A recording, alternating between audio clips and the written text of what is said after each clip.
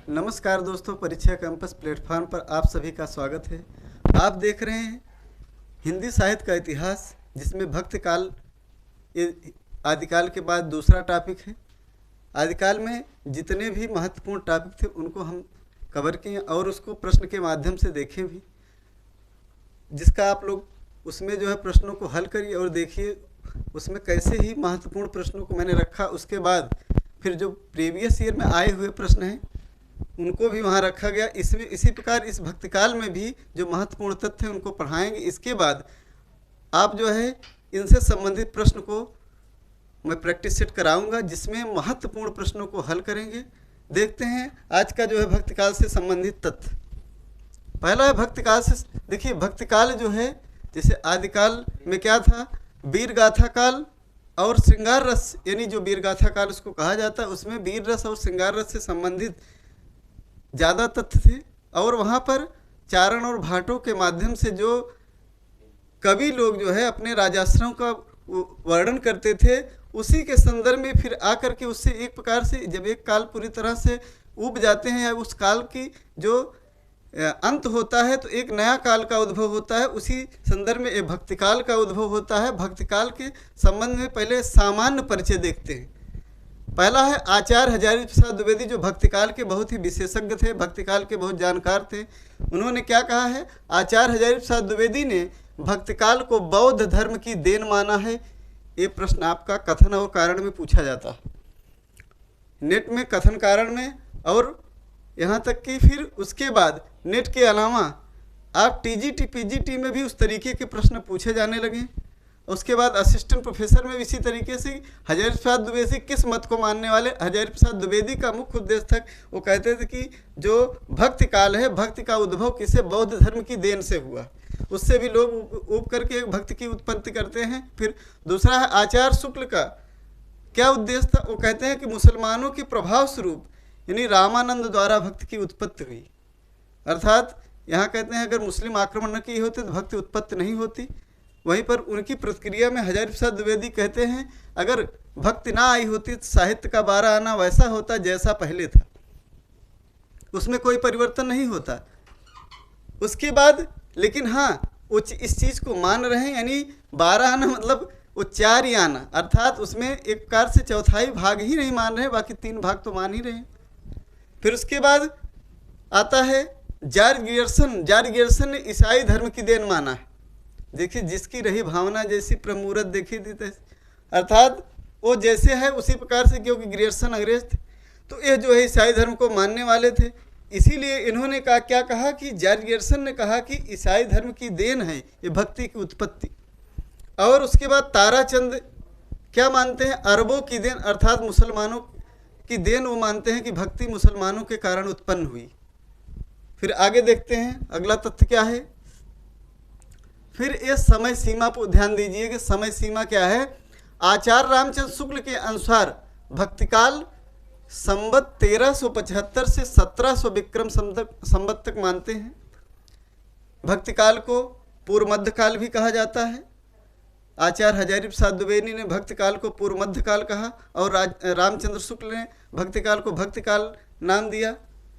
और उसके बाद फिर इसका जो ईस्वी में देखेंगे तो 1318 ईस्वी से 1643 ईस्वी तक आचार्य शुक्ल मानते हैं कि वो पूर्व मध्यकाल या भक्तिकाल की समय सीमा है, क्योंकि वो जो है दोहरे नामकरण की प्रवृत्ति को उन्होंने अपनाया था। फिर आगे देखते हैं डॉक्टर नगेंद्र जो है कब मानते हैं, सन 1350 से, ये मोटा मोटा सीधा सीधा मान लेना है, 1350 ईस्वी से 1650 ईस्वी तक डॉक्टर नगेंद्र मानते हैं कि भक्ति काल का जो समय सीमा है, भक्ति काल का जो बाद का समय होता है उत्तर मध्य काल अर्थात रीति काल इसको कहा जाता है। देखिए भक्ति, अब यहाँ भक्ति की बात कर रहे हैं, थोड़ा ये भी ध्यान देना है कि भक्ति उत्पन्न कहाँ हुई है। भक्ति का प्रथम उल्लेख श्वेताश्वर उपनिषद में मिलता है। यह जो है नेट में पूछा गया है, भक्ति का ये बहुत ही महत्वपूर्ण है। उसमें पूछा गया था किस उपनिषद में, ये जो है भक्ति का जो प्रथम उल्लेख मिलता है श्वेताश्वर उपनिषद में मिलता है। और उसके अलावा मोनियार विलियम ने भक्त शब्द की उत्पत्ति भज धातु से संस्कृत के भज धातु से माना है, अर्थात जो भक्त शब्द की उत्पत्ति होती कहाँ से होती है, संस्कृत के भज धातु से उत्पत्ति होती है। और फिर उसके बाद आचार्य शुक्ल क्या कहते हैं, श्रद्धा और प्रेम के योग का नाम भक्ति है। आचार्य शुक्ल ने कहा कि श्रद्धा और प्रेम जब योग होता है तो भक्ति की उत्पत्ति होती, अगर उसमें श्रद्धा यानी श्रद्धा और प्रेम दोनों का योग ना हो तो भक्ति उत्पत्ति नहीं होती। अगर प्रेम में अगर श्रद्धा को अलग कर दे प्रेम से तो विलासिता का रूप धारण कर लेती है, वो भक्ति नहीं रह जाती है। उसके अलावा फिर भक्ति आंदोलन के प्रथम पुरस्कर्ता और प्रवर्तक आलवार संत थे। दक्षिण भारत में जो उत्पन्न हुए आलवार संतों को जो है, इनको ही माना जाता है कि भक्ति आंदोलन के प्रथम पुरस्कर्ता आलवार संत माने जाते हैं। और उन आलवार संतों की संख्या 12 थी। और जो नयनार थे, यानी आलवार संतों की संख्या कितनी थी, 12 थी। जो नयनार थे उनकी संख्या 63 थी। आलवार को वैष्णव कहा जाता था, नयनार को शैव कहा जाता था। और उसके बाद वो उनकी भाषा क्या थी, ये भी प्रश्न पूछा जाता है यूजीसी में कि उनकी भाषा तमिल थी, अर्थात उनकी संख्या 12। उनके जो आलवार थे, आलवार संत थे, वो 12 थे। उनकी भाषा क्या थी, तमिल भाषा थी। देखते हैं अगला तथ्य आपका कौन सा है। अब भक्त के उदय के कारण, देखिए जहाँ जहाँ से प्रश्न पूछे जाते हैं उन तथ्यों को मैं बता दे रहा हूँ। ये भक्ति काल का अभी पहला वीडियो है, इसमें जो है जहाँ जहाँ से प्रश्न पूछे जाते हैं, जिनके कथन महत्वपूर्ण हैं उनके कथनों को भी मैंने रखा है। अब अलग अलग विचारकों के अलग अलग मत के अनुसार, जैसे उसमें मुख्य कौन कौन से हैं, आचार्य हजारी प्रसाद द्विवेदी हैं जो भक्ति काल के विशेषज्ञ माने जाते हैं। और उसके बाद आचार्य रामचंद्र शुक्ल हैं, वो भी हिंदी साहित्य के इतिहास में सबसे, यानी अगर किसी का सबसे श्रेष्ठतम नाम लिया जाए तो आचार्य शुक्ल से ज़्यादा श्रेष्ठ कोई नहीं। हिंदी साहित्य के इतिहास में सबसे व्यवस्थित पहला रूप देने वाला आचार्य रामचंद्र शुक्ल ही थे। मैंने ये जब आदिकाल पढ़ा रहा था मैं, तो उसी समय उस चीज़ को मैंने बताया था। देखिए सबसे पहला शुक्ल का ही कथन है, ये बहुत ही महत्वपूर्ण कथन है। कथन कई बार पूछा गया है UGC net, assistant professor, TGT, PGT सब में, या जीआईसी प्रवक्ता में, सभी में कथन पूछा जाता है। अपने पौरुष से हताश जात के लिए भगवान की भक्ति और उसकी करुणा की ओर ले जाने के अलावा दूसरा कोई मार्ग ही क्या था। आचार्य शुक्ल अपने हिंदी साहित्य इतिहास में कहते हैं कि भाई उस समय क्या थी, जनता पूरी तरह से एकदम हताश थी, क्योंकि उस मुसलमानों का आक्रमण हुआ था, आक्रमण पे आक्रमण हो रहा था। तो अपने पौरुष से हताश, लोग अपने पौरुष से हताश थे। भाई जब कोई रास्ता नहीं रह जाता तब भगवान की शरण में जाते हैं। तो वही वो कह रहे हैं कि भाई अपने पौरुष से हताश जाति उसकी जो है करुणा की ओर ले जाने के अलावा दूसरा मार्ग ही क्या था, भगवान की तरफ जाने के अलावा दूसरा मार्ग रास्ता ही नहीं था। सभी लोग जो है भगवान की तरफ उन्मुख हो रहे थे। उनका यही उद्देश्य था कि भाई अब हमारे पास कोई रास्ता नहीं है, अब हम तब वो जो है भक्ति की तरफ मतलब भक्ति की तरफ उन्मुख होते हैं। तब वो कहते हैं कि भक्ति का एक मुख्य बहुत ही मुख्य कारण है कि भाई वो अपने पौरुष से हताश जात के लिए भगवान की भक्ति और करुणा के अलावा दूसरा कोई रास्ता था ही नहीं। उसके बाद फिर ये हजारी प्रसाद द्विवेदी का कथन क्या है कि ये कहते हैं, मैं जोर देकर कहना चाहता हूँ, उन्हीं के बातों को थोड़ा सा खंडन करते हुए कहते हैं कि मैं जोर देकर कहना चाहता हूँ कि अगर इस्लाम ना भी आया होता तो भी इस साहित्य का 12 आना वैसा ही होता जैसा आज है। ये बहुत ही चर्चित कथन है हजारी प्रसाद द्विवेदी की, उनकी प्रतिक्रिया स्वरूप में, रामचंद्र शुक्ल की प्रतिक्रिया स्वरूप में। क्योंकि अगर आलोचना में किसी ने आचार्य शुक्ल को टक्कर दे पाया है तो हजारी प्रसाद द्विवेदी, इसके अलावा किसी की हिम्मत नहीं पड़े उस जो है कि इंसान के सामने खड़ा भी हो ले। तो ये जान लीजिए कि वो कहते हैं कि अगर मैं जोर देकर कहना चाहता हूँ कि इस्लाम ना भी आया होता तो साहित्य का 12 आना वैसा ही होता जैसा आज है। कुछ लोग कहते हैं कि भाई माने तो कुछ उनकी बातों को, चाहे थोड़े माने लेकिन माने तो, इसका कारण ये भी मान रहे हैं कि भाई इस्लाम आया उसके कारण भक्ति उत्पन्न हुई। और अगले विचारक हैं फिर हजारी प्रसाद द्विवेदी का एक और महत्वपूर्ण कथन है। ये दोनों कथन बहुत ही महत्वपूर्ण हमेशा पूछे जाते हैं। हिंदी साहित्य में इस प्रभाव को प्रभाव के रूप में स्वीकार किया जाना चाहिए, न कि प्रतिक्रिया के रूप में नहीं। कहते हैं कि वो जो है हिंदी साहित्य में इस प्रभाव को, हिंदी साहित्य के उद्भव और विकास में उन्होंने लिखा है कि जो है हिंदी साहित्य में इस प्रभाव को प्रभाव के रूप में स्वीकार किया जाना चाहिए, न कि प्रतिक्रिया स्वरूप में। अर्थात जो भक्ति उत्पन्न हुई, अर्थात पूरा कारण मुस्लिम का आक्रमण ही नहीं था। लोग जानते हैं कि पहले जो आदिकाल था वहाँ मार पीट, लड़ाई झगड़ा और वहाँ श्रृंगार और वीर, इन सब से ऊब करके एक जो है एकांत चाहते थे, इसीलिए वो भक्ति की तरफ उन्मुख होते हैं। भक्ति इसी के कारण उत्पन्न हुई। ये नहीं कहते कि भाई सिर्फ मुसलमानों के आक्रमण के कारण ही भक्ति की उत्पत्ति होती, ऐसा वो नहीं मानते, उसको प्रभाव स्वरूप मानना चाहिए। फिर अगला तथ्य देखते हैं क्या है। अब आचार्य शुक्ल का दूसरा कथन जो बहुत ही महत्वपूर्ण है, ये भी पूछा जाता है, भक्ति का स्रोत दक्षिण की ओर से धीरे धीरे, ये कहते हैं कि भाई रामानंद ने लाया है भक्ति, और कहता है वो दक्षिण से धीरे धीरे आती है। रामानंद इसका विस्तार करते हैं यहाँ पर उत्तर भारत में, कहना कि भक्ति का जो स्रोत दक्षिण की ओर धीरे धीरे से उत्तर भारत की ओर पहले से आ रहा था, उसे राजनीतिक परिवर्तन के कारण शून्य पड़ते हुए जनता के हृदय क्षेत्र में फैलने के लिए पूरा स्थान मिला। कहते हैं कि भाई दक्षिण भारत से धीरे धीरे, मैंने कहा कि जो तमिल भाषी आलवार संत थे उन्होंने सबसे पहले भाई भक्ति उत्पन्न की, उसके बाद वहाँ से जब धीरे धीरे उत्तर भारत की ओर वो पहले से ही आ रहा था, लेकिन उसमें थोड़ा सा राजनीतिक परिवर्तन के कारण जब जनता का हृदय एकदम शून्य पड़, अर्थात वो खाली पड़ गए थे, एकदम हताश से निराश थे, हमको अब कहाँ रास्ता मिलेगा, तब जो भगवान की भक्ति के अलावा दूसरा कोई रास्ता नहीं मिलता, अर्थात शून्य पड़ते हुए जनता के हृदय में फैलने के लिए पूरा स्थान मिल जाता है। यहाँ पूरा उसका प्रचार प्रसार। दूसरी बात है, रामानंद ऐसे गुरु थे कि जो हर वर्ग के लोगों को शिक्षा देते, इसीलिए हजारी प्रसाद द्विवेदी ने रामानंद को आकाश धर्मा गुरु कहा है। ये भी कई बार पूछा गया है। आकाश धर्मा गुरु का मतलब होता है कि वो अपने छत्र छाया में ऐसे, चाहे वो किसी समण कास्ट के हों, चाहे एससी कास्ट के, चाहे मुस्लिम हो, चाहे हिंदू, जो भी उनकी आश्रय में आया सबको दीक्षा देना शुरू कर दी। तब जाकर के ये भक्ति पूरी तरह से फैल गई उस समय। बाकी रीत काल में उस चीज़ का फिर भी खिन्नता हो गई, रीत काल में वो चीज़ उसका रूप दूसरा हो गया, फिर भक्ति वहाँ से फिर समाप्त होने लगी। फिर अगला कथन है कि नामवर सिंह का जो बहुत ही महत्वपूर्ण कथन है, प्रगतिवादी आलोचक हैं, ये भी अपने नज़रिए से देखते हैं भक्ति काल का कैसे ही, भक्ति काल का मतलब भक्ति का उदय कैसे होता है। कहते हैं कि मध्य युग में भारतीय इतिहास का, इनका बहुत ही महत्वपूर्ण कथन है, भारतीय इतिहास का मुख्य अंतर विरोध शास्त्र और लोक के बीच का द्वंद्व है, न कि इस्लाम और हिंदू धर्म का संघर्ष है।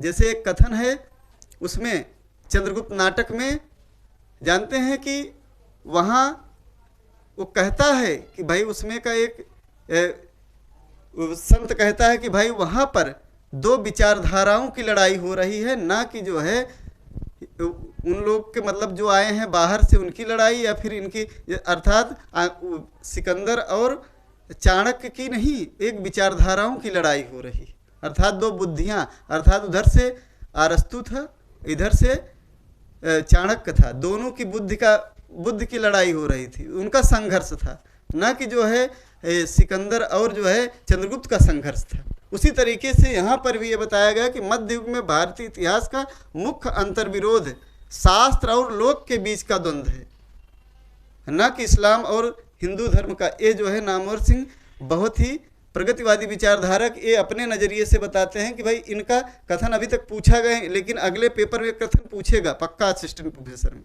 ये जान लीजिए, ये फिक्स है।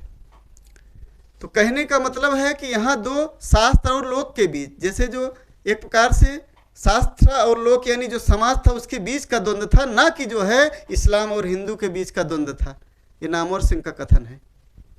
और उसके बाद भक्ति भावना को ऊंच नीच और बाह्य आडंबरों से मुक्त कराने का श्रेय रामानंद को है। मैंने बताया इसीलिए इनको आकाश धर्मा गुरु कहा जाता है। रामानंद ऐसे व्यक्ति थे जिसने मुस्लिम को भी, यानी सबसे निम्न जाति उसको भी, यानी सवर्ण को भी, राजपूत को भी, मतलब हर प्रकार के व्यक्ति को, जैसे चाहे ब्राह्मण हो, चाहे वो ठाकुर हो, चाहे किसी भी वर्ग का हो, सबको शिक्षा उन्होंने दी। कबीर जुलाहा थे, फिर भी उनको उन्होंने शिक्षा दी थी।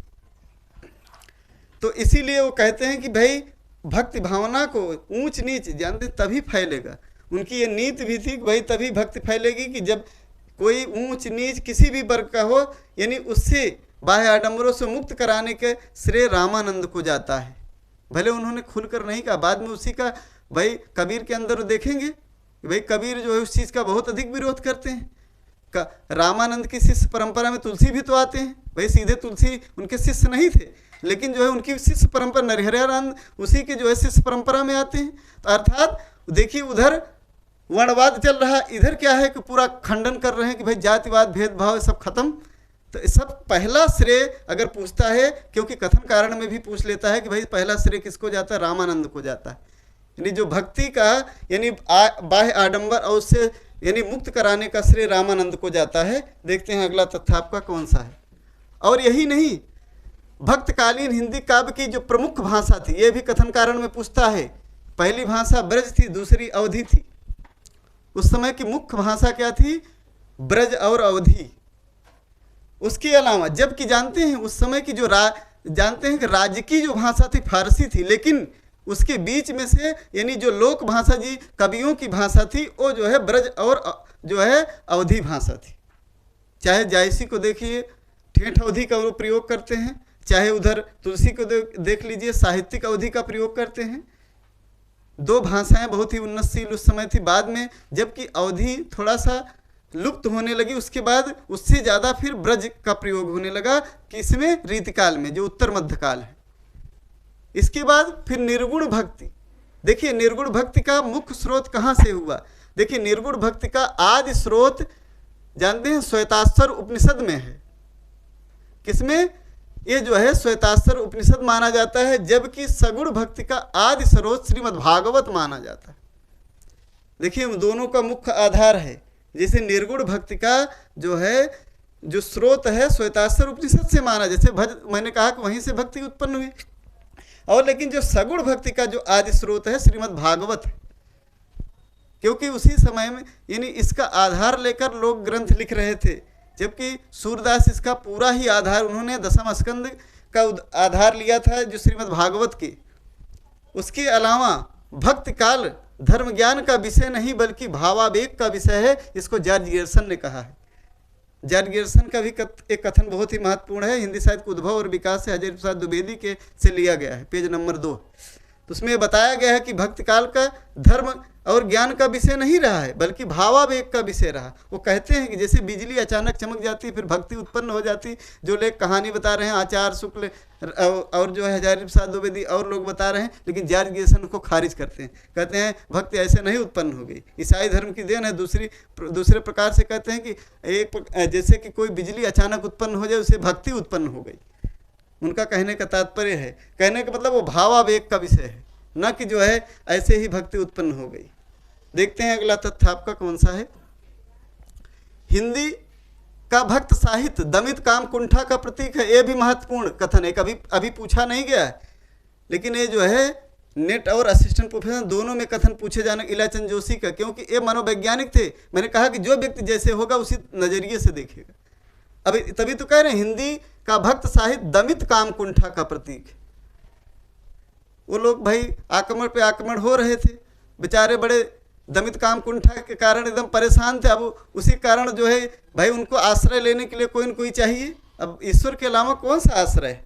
जैसे द्रौपदी जब जानती है कि भाई हमारा चीरहरण हो रहा है कि मैं अपने से संभाल लूँगी, उसके बाद फिर क्या होता है कि बाद में फिर ईश्वर को अपने आराध्य को याद करती है तो कृष्ण भगवान आकर के कि भाई सारी बढ़ाते चले जाते हैं कि सारी बीच नारी है कि नारी बीच सारी है कि सारी ही कि नारी है कि नारी ही कि सारी है। उसी तरीके से ये कहते हैं कि भाई दमित काम कुंठा का प्रतीक है। इलाचंद जोशी के बहुत ही महत्वपूर्ण कथन है, क्योंकि ये मनोवैज्ञानिक उपन्यासकार हैं, उस नज़रिए से। नामवर सिंह प्रगतिवादी हैं, उस नज़रिए से देखते थे। जो जॉर्ज गियर्सन थे वो ईसाई थे, इसलिए ईसाई वाले नज़रिए से देखते हैं। ताराचंद जो थे वो मुस्लिम, इसलिए मुस्लिम वाले नज़रिए से, मतलब जो भी जैसे देखता उसी नज़रिए से वो देख रहा है। अब जो वो थे हजारी प्रसाद द्विवेदी, वो बौद्धिस्ट नज़रिए से देख रहे थे। सबका अलग अलग नज़रिया था। अब अगला क्या है, शुक्ल जी का एक और कथन है जो बहुत ही महत्वपूर्ण है। देश में मुसलमानों का राज प्रतिष्ठित हो जाने पर हिंदू जनता के हृदय में गौरव गर्व उत्साह के लिए वह अवकाश न रह गया। जानते हैं ये भी वही बात कहते हैं कि भाई देश में मुसलमानों का राज्य जब प्रतिष्ठित हो गया, हिंदू जनता के हृदय में वो गौरव और गर्व, क्योंकि ज़बरदस्ती उस लोग हिंदू बनाए जा रहे थे, मतलब मुस्लिम बनाए जा रहे थे हिंदू को। तो उन लोगों के अंदर फिर क्या था कि भाई तब भी ये व्यक्ति कुछ जैसे कबीर हो गए, तुलसी हो गए, सूर हो गए, तब भी एकदम दहाड़ कर खड़े थे। उस समय जानते हैं कि ये लोग मतलब मुस्लिम का राज्य था, वो प्रतिष्ठित हो गया था पूरी तरह से और उनका शासन चल रहा था। उस तब भी जो है उसी बीच में ये लोग एकदम दहाड़ कर अपना जो है भक्ति काल का पूरा लेखनी लिख रहे थे। और जानते हैं कि इतना ही नहीं, उस समय जैसे अकबर जब बुलाते हैं उनको जो है कि कहते हैं कि भाई आइए हमारे दरबार में, तो वो कृष्ण काव्यधारा के हैं, तो वो जो है कहते हैं कि भाई हम नहीं आएंगे, आप तो कहते हैं भाई हमारा काम है क्या कि भाई ईश्वर का भजन करना। तो कहें आवत जात पनहिया टूटी बिसर गए हो हरि नाम, तो मतलब आते जाते मेरा नुकसान ही होगा, मैं थोड़ी सी समय बर्बाद होगा तो मैं भक्ति का कहाँ से भक्ति करूँगा। तो उसी तरीके से कहते हैं कि भाई जो हिंदू जनता थी कि उनके हृदय में गौरव गर्व और उत्साह के लिए वो अवकाश नहीं रह गया था, बेचारे परेशान थे, वो भक्ति के अलावा दूसरा कोई मार्ग ही नहीं था। और मुक्तिबोध का ही बहुत महत्वपूर्ण कथन है, ये भी प्रगतिवादी नज़रिए से देखते हैं। भक्ति ऐतिहासिक सामाजिक शक्तियों के रूप में जनता के दुख व कष्टों से हुआ। जो भक्ति का जो है मतलब स्वरूप कैसे उत्पन्न हुआ, कहते हैं कि भक्त ऐतिहासिक सामाजिक शक्तियों के रूप में जनता के दुख व कष्टों से उत्पन्न हुआ है। लोग सताए जा रहे थे, उन्हीं के दुख और कष्टों से उत्पन्न हुआ है, बाकी ऐसे नहीं उत्पन्न हो गया। ये भक्ति के उदय के मुख्य कारण थे। आगे अब भक्ति के प्रकार को देखिए। अभी तो उदय के कारण देख रहे भक्ति कैसे उत्पन्न हुई। अनेक विचारकों का मत आपने देखा जो बहुत ही महत्वपूर्ण है, कई ऐसे कथन हैं। उसके बाद आप भक्ति के प्रकार देखिए। उस समय जो सख्य भाव की भक्ति है, सख्य भाव की भक्ति उस भक्ति में भक्त स्वयं को ईश्वर का सखा मानता है और अपनी भावना को व्यक्त करता है। सूरदास की भक्ति सख्य भाव की थी। सख्य के अलावा इनकी वात्सल्य प्रवृत्ति की भाव भक्ति भी थी। और देखिए कहने का मतलब जो भी भक्त ईश्वर को अपना सखा मान करके पूजता है या उनका अनुसरण करता है, तो वह जो है भक्ति जो है आपकी सख्य भाव की। क्योंकि इसमें कौन आते हैं, सूरदास जी आते हैं। इसको पूछा जाता है पेपर में, क्योंकि असिस्टेंट प्रोफेसर में पूछा गया। अब दास भाव की भक्ति, अब दास भाव की जो भक्ति है वो भक्त जो है ईश्वर को उसका दास मानता, मतलब एक प्रकार से कहता है कि भाई हम ईश्वर के दास हैं। तो वह जो है वही मान करके ईश्वर का कीर्तन और लीलागान करता है। इसमें दो लोग आते हैं, तुलसीदास और हनुमान जी, अर्थात इसमें तुलसीदास मुख्य हैं। तुलसीदास पूछे जाते हैं कि भाई तुलसीदास की किस प्रकार की भक्ति भावना थी, कई बार नेट में पूछा भी गया है। या मीरा की कैसी भक्ति भावना है, सूर की कैसी भक्ति भावना है, इस प्रकार के प्रश्न पूछे जाते हैं, इसको ध्यान दीजिएगा। फिर उसके बाद माधुर्य भाव की भक्ति, माधुर्य भाव की भक्ति, इसमें भक्त दाम्पत्य भाव की भक्ति करता है। कबीर ने ऐसा ही भाव अपनाकर अपने मतलब राम को बहुरिया कहा है। कहें दुल्हन गाँव मंगल चार, मोरे घर अहीं राजा राम भरतार, मन रत करिए तन रत करिए, पंच तत्व बराती, राम संग मोहि भावर घूमी मैं जो बन मैं। अर्थात तो कहते हैं कि भाई अपने को उनकी पत्नी मानते हैं। अब उनको क्या है, अपने ईश्वर को, परमात्मा को, जो अर्थात तो निराकार ब्रह्म की उपासना करते थे, तो कह रहे हैं कि मेरे वो परमात्मा पति स्वरूप हैं। तो इसीलिए कह रहे हैं कि ये जो है अब मीरा और कबीर जानते हैं, ये दोनों लोग क्या है, माधुर्य भाव की भक्ति करते हैं। मीराबाई भी श्री कृष्ण को पद के स्वरूप में मानती थी। एक प्रश्न पूछा गया था उत्तराखंड असिस्टेंट प्रोफेसर में कि मीरा की किस प्रकार की, या नेट में भी पूछा गया है कि मीरा किस प्रकार की भक्ति भावना रखती थी, माधुर्य भाव की। बहुत लोग वात्सल्य लगा लेते हैं, वात्सल्य लगाने में उनको देखिए गलत हो जाएगा। वात्सल्य की भक्ति, इसमें ऐसे भक्त आते हैं जिन्होंने ईश्वर को वात्सल्य यानी जो बाल रूप, उसकी बाल लीलाओं का अपने भक्ति का आधार माना है। इसमें माता यशोदा और नंद बाबा, उसके अलावा सूरदास भी आते हैं। देखिए उन्होंने भी वात्सल्य रस को सम्राट उनको कहा जाता है। देखते हैं अगला तथ्य आपका कौन सा है। अब देखिए अभी तक तो आपने देखा था भक्त के उदय के कारण। अब उसके बाद किस प्रकार की कौन कौन सी भक्ति लोग करते हैं कौन कौन से विद्वान, और उसके अलावा कौन कौन से कवि, फिर भक्त काल के प्रमुख संप्रदाय और प्रवर्तक। इसमें आपको, क्योंकि यह यहाँ से 1-2 प्रश्न फिक्स है, चाहे टीजीटी, पीजीटी, नेट, जेआरएफ जो भी हो, यहाँ से प्रश्न 1-2 फिक्स है, क्योंकि पूछता बहुत है लोग, किसका कौन सा सिद्धांत है, कौन किसके प्रवर्तक हैं, इस चीज़ को ध्यान देना। देखिए, संप्रदाय हो गया, स्मार्त संप्रदाय। अब इनका सिद्धांत क्या है? अद्वैतवाद। किसका है? शंकराचार्य इसके प्रवर्तक है। शंकराचार्य का जो सिद्धांत है अद्वैतवाद है, इनका संप्रदाय क्या है? स्मार्त संप्रदाय। और उसके बाद श्री संप्रदाय, फिर जो है रामानुजाचार्य का है, ये किस सिद्धांत को? विशिष्टाद्वैतवाद सिद्धांत को मानते थे। और उसके बाद फिर ब्रह्म संप्रदाय, द्वैतवाद, मध्वाचार्य। ये जो है मध्वाचार्य का जो सिद्धांत है वह जो है आपका द्वैतवाद है। इन 3-4 लोगों को तो एकदम याद कर लीजिएगा। ये वहाँ से प्रश्न, चाहे ये मतलब कॉमन प्रश्न है, जान लीजिए यहाँ से फिक्स है। थोड़ा सा भी इधर उधर हुआ, पता लगा कि विशिष्टाद्वैतवाद किसका है, द्वैतवाद किसका, अद्वैतवाद, थोड़ा थोड़ा अंतर है। इसको ध्यान रखेंगे तो आपका देखिए मध्वा, ये जो है मध्वाचार्य। अब इनका जो है क्या है? ब्रह्म संप्रदाय है और द्वैतवाद है। अब इसमें से तीनों में से मैच करने के लिए भी पूछता है। और उसके बाद निम्बार्क संप्रदाय, भेदाभेद, और ये जो है निम्बार्काचार्य का है। उसके बाद रुद्र संप्रदाय, ये विश्व स्वामी का है सिद्धांत।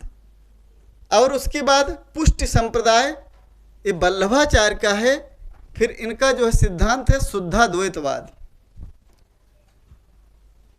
अगला देखते हैं।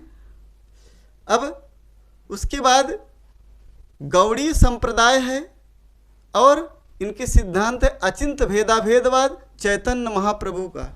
ये भी बहुत पूछा जाता है। उसके बाद रामावत संप्रदाय, रामानंद का है। बिश्नोई संप्रदाय, जम्भनाथ का है। उदासी संप्रदाय, श्रीचंद का है। राधा वल्लभ संप्रदाय, हित हरिवंश का है। सिख संप्रदाय, गुरु नानक का है। रसिक संप्रदाय, अग्रदास का है। निरंजनी संप्रदाय, हरिदास निरंजनी का है। देखिए, इसको जो है एक बार और बता दे रहे हैं, क्योंकि यह जो है याद करना आपके लिए बहुत जरूरी है।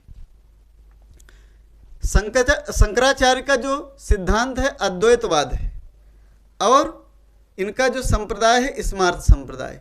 और रामानुजाचार्य का विशिष्टाद्वैतवाद सिद्धांत है, इनका संप्रदाय श्री संप्रदाय। देखिए, एक बार प्रश्न पूछा था, जो श्री संप्रदाय है इसमें किसकी उपासना होती है? अब ये जो है श्री के मतलब लक्ष्मी मत समझिएगा। श्री यहाँ जो है श्री संप्रदाय, भले इन्होंने लिखा, इसमें विष्णु की उपासना होती है। ये ध्यान दीजिएगा, नहीं तो लक्ष्मी को लगा दें विष्णु की जगह। और उसके बाद फिर मध्वाचार्य, इनका द्वैतवाद है और ब्रह्म संप्रदाय है। निम्बार्काचार्य, भेदाभेदवाद, इनका निम्बार्क संप्रदाय। उसके बाद विष्णु स्वामी का रुद्र संप्रदाय। वल्लभाचार्य का शुद्धाद्वैतवाद सिद्धांत और पुष्टि संप्रदाय।